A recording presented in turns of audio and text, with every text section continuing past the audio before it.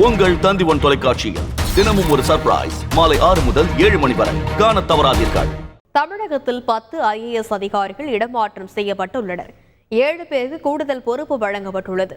உயர்கல்வித்துறை கூடுதல் தலைமைச் செயலாளராக இருந்த பிரதீப் யாதவ் துணை முதலமைச்சரின் செயலாளராக இடமாற்றம் செய்யப்பட்டுள்ளார். கால்நடைத்துறை கூடுதல் தலைமை செயலாளராக இருந்த கே. கோபால் உயர்கல்வித்துறை கூடுதல் தலைமைச் செயலாளராக மாற்றப்பட்டுள்ளார்.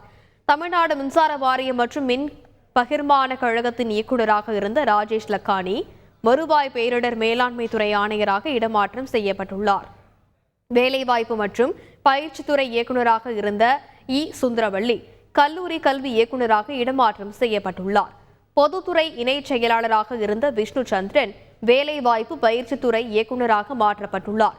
சமூக நலத்துறை இயக்குநராக இருந்த அமுதவல்லி கைத்தறி மற்றும் ஜவுளித்துறை செயலாளராக இடமாற்றம் செய்யப்பட்டுள்ளார்.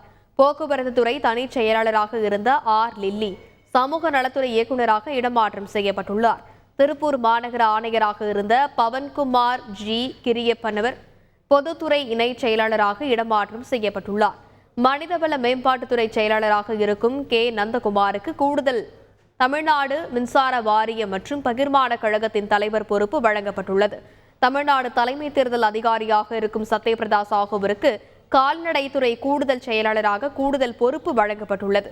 உங்கள் தந்தி1 தொலைக்காட்சியில் தினமும் ஒரு சர்ப்ரைஸ் மாலை 6 முதல் 7 மணி வரை காணத் தவறாதீர்கள்.